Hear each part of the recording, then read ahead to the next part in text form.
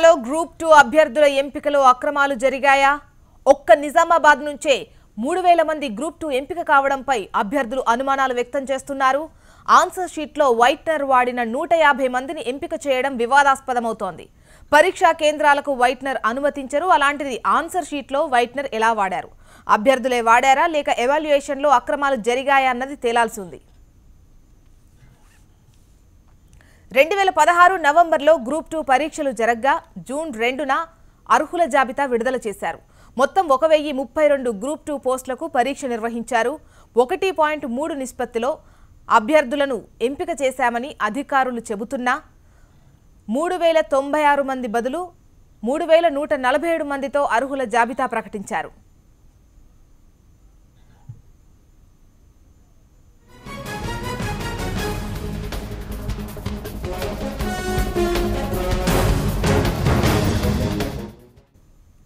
తెలంగాణలో గ్రూప్ 2 అభ్యర్థుల ఎంపికలో అక్రమాలు జరిగాయా?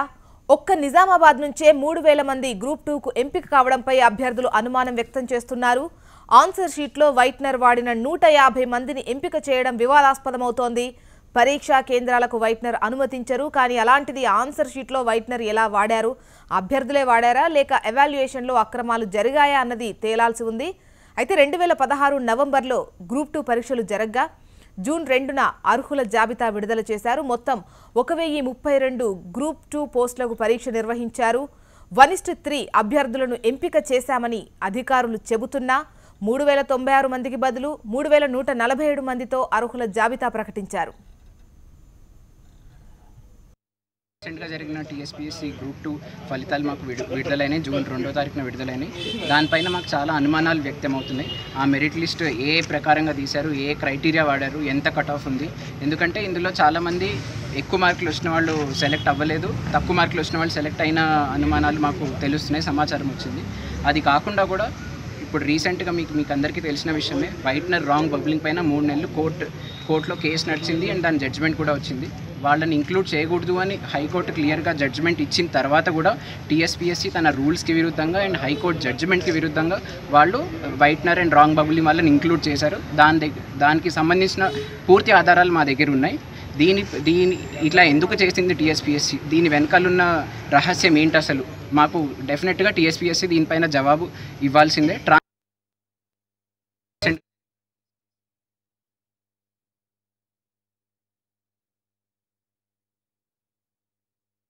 గ్రూప్ 2 అభ్యర్థుల ఎంపికలో అక్రమాలు జరిగాయా? అయితే ఒక నిజామాబాద్ నుంచే 3000 మంది గ్రూప్ 2కు ఎంపిక కావడంపై అభ్యర్థులు అనుమానం వ్యక్తం చేస్తున్నారు. రైట్, మనతో పాటు గ్రూప్ 2 అభ్యర్థి రవీందర్ ఫోన్ లైన్లో మాట్లాడేందుకు సిద్ధంగా ఉన్నారు. నమస్కారం అండి రవీందర్ గారు. నమస్కారం అండి. చెప్పండి, మీరు ఎటువంటి అనుమానాలను వ్యక్తం చేస్తున్నారు?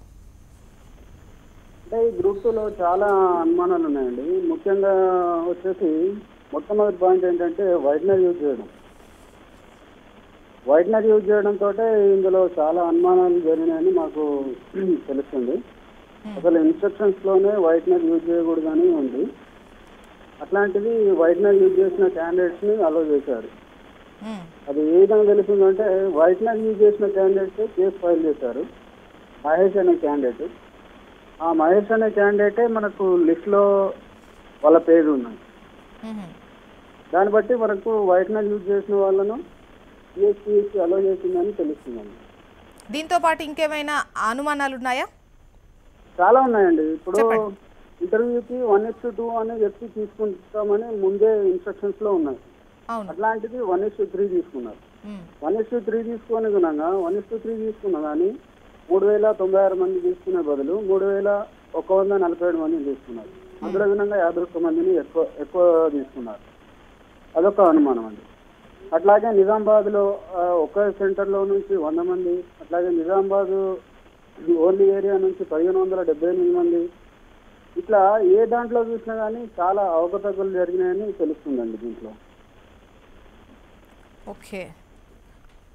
Okay right Ravinder.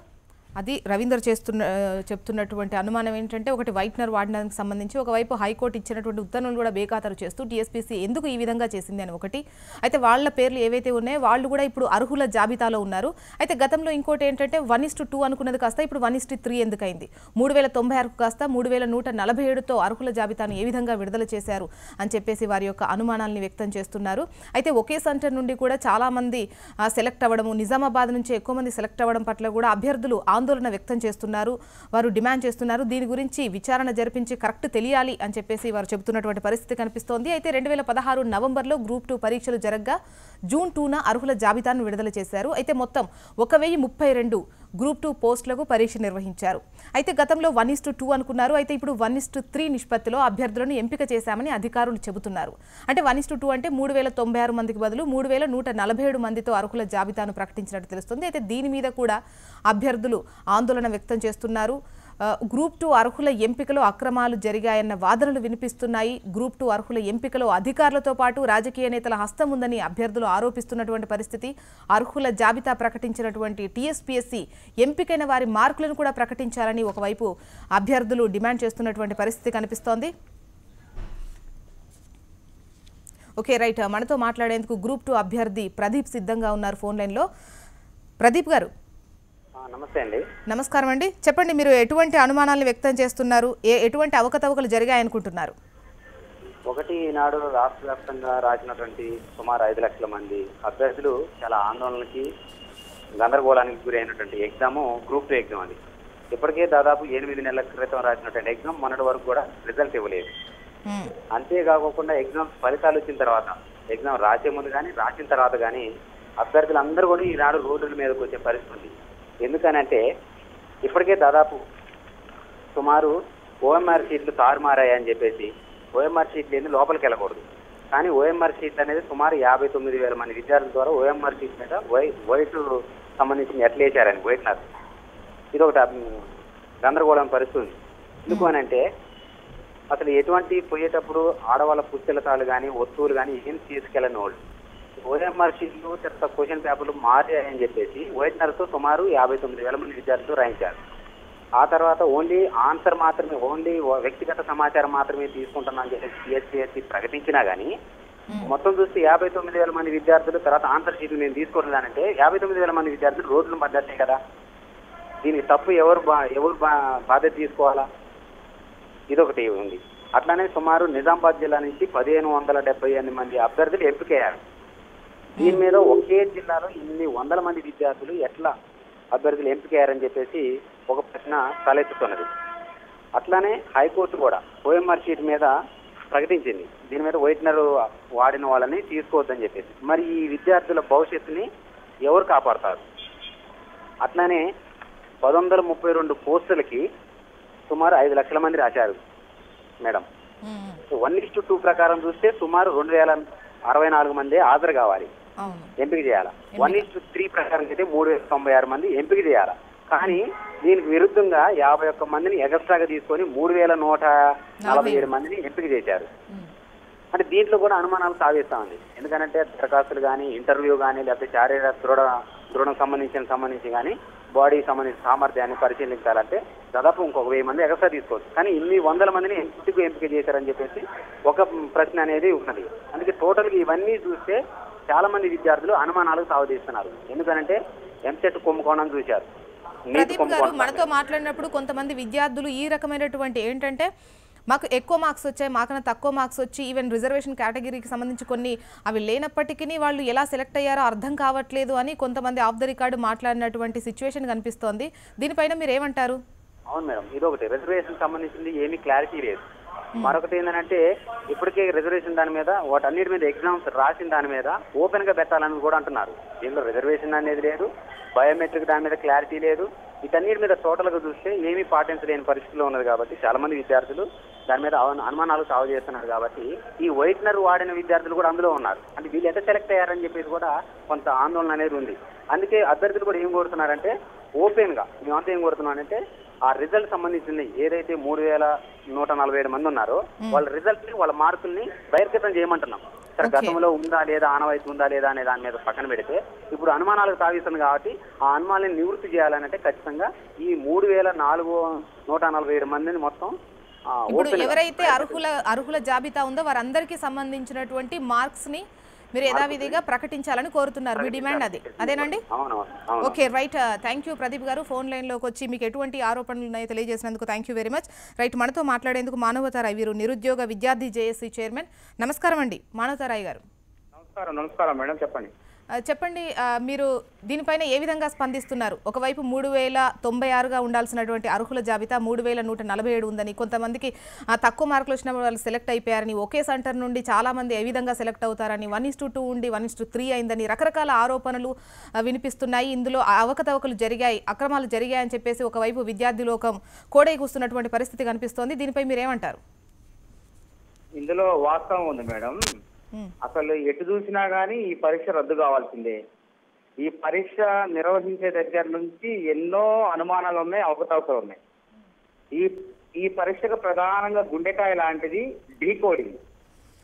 డీకోడింగ్ అంటే అభ్యర్థి వివరాలు అనేది మూల్యాంకనం చేసేటప్పుడు, అంటే దిద్దేటప్పుడు ఆ దిద్దే కంప్యూటర్ కానీ కంప్యూటర్లో పెట్టే మనిషికి కానీ బ్రహ్మ దేవుడు కూడా తెలియకూడదని తెలియవు అనమాట.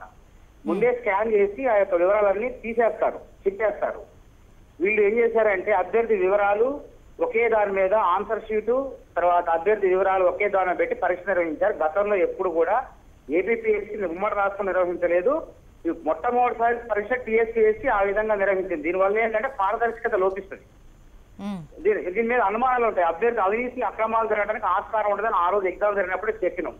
తర్వాత భారీ స్థాయిలో మాస్ కాపింగ్ జరిగిందనడానికి ఒక సెంటర్ లో 60 మందికి ఏ విధంగా వస్తాయి, ఒక జిల్లాలో అంతమందికి ఏ విధంగా వస్తాయి, నిజామాబాద్ జిల్లాలో ఎందుకు రావాలో, వేరే జిల్లాలో ఎందుకు రాలేదు? మరి సివిల్స్ కానీ, ప్రిలిమ్స్ కానీ, సివిల్ ఎగ్జామ్స్ కానీ రాష్ట్రంలో ఏదో ఒక రాష్ట్రంలో ఉరుకో ఒకళ్ళకి వస్తుంది. అదేవిధంగా గతంలో నిర్వహించిన పరీక్షల్లో కూడా ఈ విధంగా జరగలేదు పొరపాటు. ఇది పూర్తిగా తప్పులతో ఈ పరీక్ష నిర్వహించి మరి వైట్నర్లు వాడిందని చెబుతాను. అసలు మీరు మహిళల మెళ్ళో నుంచి టీఎస్పీఎస్సీ వాళ్ళు తాలిబొట్లు, పుస్తకాలు కూడా తీపిచ్చి, చెప్పులు బూట్లు కూడా ఇప్పించి, జేబులు మొత్తం చెక్ చేసి, సెల్ ఫోన్లు కూడా బయట పెట్టించి, కేవలం పెన్నుని మాత్రమే అలో చేసి, బబుల్ చేయడానికి మాత్రమే అలో చేసిన వాళ్ళు వైట్నర్ అభ్యర్థులకు ఏ విధంగా వచ్చింది? దానికి టీఎస్పీఎస్సీ సమాధానం చెప్పాలి. టీఎస్పీఎస్సీ వాళ్ళు అవగాహన లేని ఇన్విజిలేటర్ని వాళ్ళకి శిక్షణ ఇవ్వకుండా టీఎస్పీఎస్సీ వాళ్ళు తప్పు చేసి ఒకరి ప్రశ్నాపత్రాలని మరొకరికి ఇచ్చి, ఒకరి ప్రశ్నాపకోళ్ళని ఇంకోళ్ళకి ఇచ్చి తారుమారు చేసి తప్పులు చేసి ఈ రోజు 59,000 మంది నిరుద్యోగుల జీవితాలను బలి తీసుకుంటారు. ఇది తప్పు.